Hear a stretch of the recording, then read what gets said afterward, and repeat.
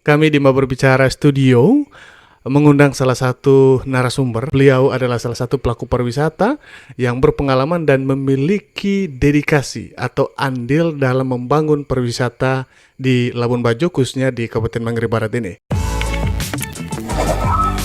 Mabar Bicara Podcast, bicara tentang Mabar. Memang beliau aslinya orang Bali, tetapi sudah lama berada di Labuan Bajo, begitu. Dan di malam hari ini nanti beliau akan membagikan kisahnya bagaimana perjuangan beliau mempromosikan destinasi pariwisata super premium Labuan Bajo yang sekarang itu disebut demikian. Juga bagaimana perjalanan usaha beliau sebagai salah satu penyedia jasa perjalanan wisata. Beberapa waktu terakhir kita ketahui bahwa dinamika perjalanan pariwisata Labuan Bajo ini mengalami beberapa peristiwa, beberapa kecelakaan dan kesalahan teknis prosedural di lapangan sehingga berbenturan dengan hukum kurang lebih seperti itu. Dan di Mabar Bicara Studio Podcast malam ini sudah hadir Ibu Kadek, luar biasa sekali. Selamat malam Ibu Kadek. Selamat malam, Luis. Luar biasa Ibu Kadek, ini sebuah kebanggaan bagi kami karena kita berada begitu ya dan siap untuk berbagi cerita begitu tentunya, dan cerita ini tentunya nanti akan sangat positif ya bagi semua masyarakat umum begitu ya, khususnya para pelaku pariwisata begitu ya. Ibu bagaimana kabarnya? Sehat lah ya? Astungkara baik. Iya, luar biasa sehat, sekali. Seperti yang Luis lihat saat ini gimana? Iya, saya senang sekali melihat Ibu senyum begitu.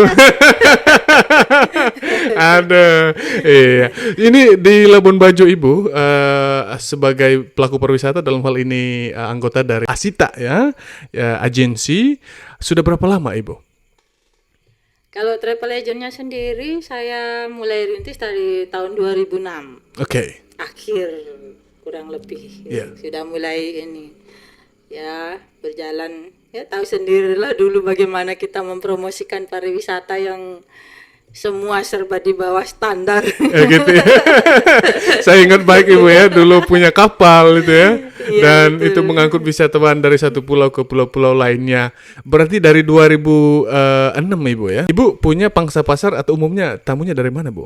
Kalau awal-awalnya sih kebanyakan Rusia, Eropa juga. Ya belakangan kan domestik lagi booming, domestik juga. Oke. Jadi apa semacam mengalir aja begitu ya? Ikuti alur saja. Daerah mana atau negara mana yang banyak berkunjung maka kita ikuti saja begitu ya. Dan tergantung juga dari kerjasama kita sama teman-teman sama travel vendor agent di luar Bali, di luar Labuan Bajo juga sih. Banyak support ya. Kalau sejak 2006 sampai sekarang Ibu, yang berkesan bagi Ibu untuk bergelut di industri pariwisata ini apa Ibu? Semuanya sih, Semuanya? buat saya semuanya penuh tantangan. Mungkin karena saya suka ngelakuinnya jadi kayak hobi gitu, jadi ya ngerasa semua jalan fine-fine aja dan menikmati aja gitu. Dan sesuatu hal yang harus saya tanamkan dalam usaha atau dalam diri saya sendiri, komitmen dan kejujuran itu nomor satu. Jadi ya selama ini ya mudah-mudahan sih tidak ada yang merasa bagaimana yang sudah bekerja sama dengan saya begitu ya. Selama ini sih lancar, lumayan ya. Ya belakangan sempat sepi juga ya karena saya juga sempat sakit. Terus ya persaingan juga kan banyak persaingan yang ini, tapi ya Tuhan masih tetap kasih rezeki buat saya. Luar biasa lah ya. Waduh, ini sahabat Mabar Bicara ya, Ibu Kadek ini sebagaimana kita ketahui dan saya pribadi cukup mengenal beliau dengan baik, memiliki keluarga besar di dalam usaha jasanya yang cukup banyak. Ada berapa stafnya Ibu? Kalau sekarang sih baru 2 orang. 2 orang ya. Tapi sebelumnya kan saya lihat ada puluhan ya. Ya, driver. Pas jaya-jayanya lumayan. 30-an sih. Ya, tapi ada supir, ada ya untuk kayak kalau sama kru kapal ya lebih karena ada 2 kapal tuh waktu itu. Iya. Ya, sekarang sudah kayaknya tidak mampu dan ngurus kapal, terlalu berat rasanya ya udah. Jalanin untuk reservasi saja. Jadi apa ya? Tour operator fokus. Ya, kita iniin teman-teman aja kerjasama dengan teman-teman tuh. Mobil, transport sama kapal kita bekerja sama aja. Sahabat Mabar Bicara, Ibu Kadek ini sebagaimana di awal kita beritahu bahwa beliau ini salah satu tokoh yang berpengaruh terhadap perkembangan industri pariwisata Labuan Bajo. Artinya tanpa mereka beliau-beliau ini dan beberapa senior-senior lainnya yang berada di industri pariwisata, tentunya keberadaan Labuan Bajo sekarang tidak seperti ini. Artinya kalau seandainya dulu mereka melakukan sebuah tindakan yang merugikan citra destinasi, otomatis Labuan Bajo tidak seperti sekarang ini. Tetapi luar biasa dari kecintaan mereka untuk mempromosikan destinasi Labuan Bajo dan Komodo kepada dunia, hingga sekarang Labuan Bajo ini dikenal oleh seluruh banyak orang, begitu Ibu ya? Iya, betul Oke, sekali. luar biasa sekali. Iya, beberapa waktu terakhir Ibu ada peristiwa yang bagi kita ini sungguh memprihatinkan Ibu ya, di mana di sana ada letupan kembang api ya di salah Iya. satu destinasi di dalam kawasan Taman Nasional Komodo, namanya adalah Pulau Kalong. Dan itu berakibat proses hukumnya berjalan kemarin, dan Ibu Kade luar biasanya bahwa beliau sebagai warga negara yang taat hukum jadi mengikuti proses itu dengan lapang dada begitu. Boleh diceritakan Ibu bagaimana peristiwa itu kemarin sampai terjadi? Terjadinya kembang api itu kan tanggal 31 Oktober. Ya. Nah, kurang lebih seminggu sebelum tamu tanggal itu booking, Ya. pembukingan, terus kurang lebih 3 hari sebelum mereka datang, mereka ada meminta persiapkan acara ulang tahun. Jadi mereka minta lewat tour guide, mereka minta kuitar, terus diminta dibuatin box, itu semacam box begitu dirangkai, di dalamnya seharusnya peti sama balon, tapi balon itu seharusnya balon yang ada gasnya gitu. Jadi begitu buka dosnya itu balonnya Langsung terbang. keluar terbang begitu. Tapi karena tidak ada peti, kita ganti dengan pisang sama pepaya. 2 pepaya. Terus di sini juga kan tidak ada balon gas begitu. Iya. Jadi saya tiup aja balon biasa begitu. Ada 4 atau 5 tuh di dalam dos, saya masukin begitu, anak saya buatin rangkai dosnya begitu, saya bawa antar ke kapal paginya. Termasuk mereka minta kembang api. Nah, memang pada saat itu saya juga tidak memberikan notifikasi sama orang kapal atau tour guide, dan saya juga tidak pernah berpikir bahwa mereka nyalainnya itu di Pulau Kalong begitu. Jadi saya antarkan itu pagi, kebetulan kembang api itu ada sisa perayaan tahun baru, tahun 2000, naiknya 2001. Ya. Ya itu saya antar ke kapal. Nggak kaget malam jam kurang lebih 6:30 lah, jam 7-an gitu. Ignas Suradin yang telepon saya. "Mbok, itu tamunya Mbok ya," katanya. Aduh, kok di sana gini. Begitu saya, ya mau bagaimana lagi. Akhirnya saya ditelepon sama Polres. Dari Polres ada telepon. Terus saya dipanggil datang ke situ sama yang punya kapal. Ya kita kasih keterangan apa adanya karena memang seperti itu adanya gitu. Ya. Dan memang sih saya merasa karena sebelumnya kan biasa ada perayaan tahun baru gitu, saya lihat orang nyalain kembang api aman-aman saja. Jadi saya juga tidak memberikan ini sama mereka, kapal ataupun tour guide begitu.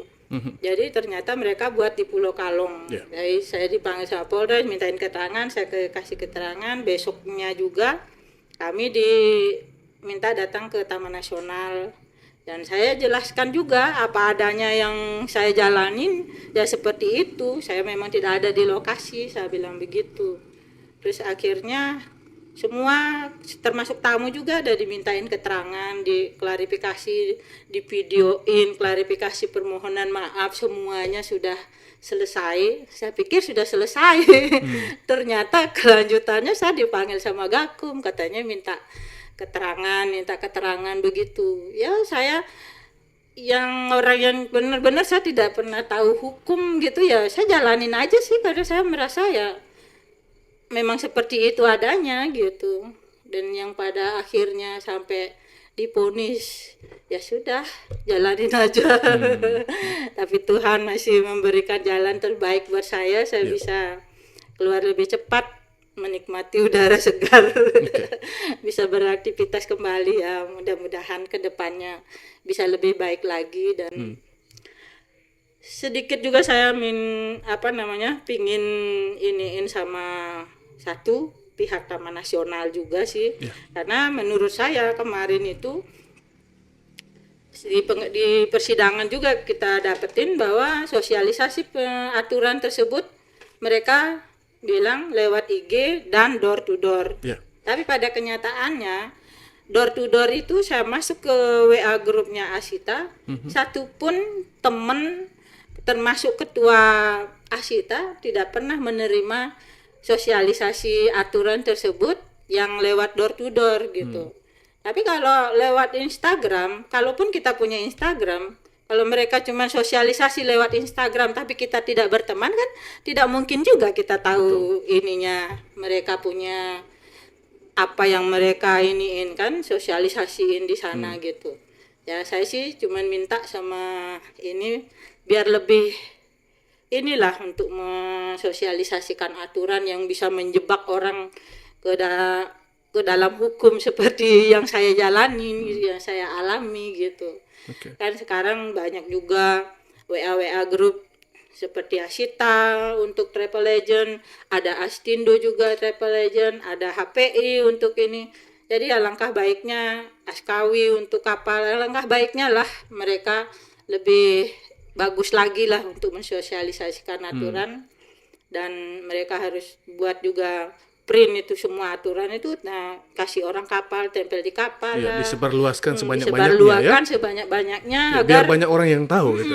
Semua apapun aturan yang baru ataupun aturan lama tuh mereka harus saya minta secara ini sih biar lebih bagus cara mensosialisasikan itu. Gitu. Sahabat Luar Bicara, memang peristiwa yang dialami oleh ibu ini bagaimana tamunya dia seperti yang diceritakan meminta untuk disediakan beberapa atribut ya untuk memeriahkan acara gitu ya, acara ulang tahun, kejutan buat peserta tur tamunya ibu, dan di kapal dinyalakanlah kembang api. Lalu ketika itu dinyalakan, ada beberapa banyak ya kapal-kapal yang bawa tamu juga di Pulau Kalong itu langsung memberikan teguran, nggak boleh, kurang lebih gitu ya Bu ya, nggak boleh untuk pakai, jangan. Nah waktu itu seperti yang diceritakan langsung dimatikan. Dan jadikanlah ini semua sebagai pelajaran buat kita semua untuk jangan sampai terjadi lagi hal seperti itu gitu ya. Dan mudah-mudahan kita semua ke depannya menjadi lebih baik lagi. Ya, jadikan ini contoh jelek yang tidak pantas ditiru dan kita perbaiki, berbenah diri bersama-sama gitu ya. Ya, khususnya untuk mematuhi segala aturan yang ada ya. Mabar Bicara Podcast, bicara tentang mabar.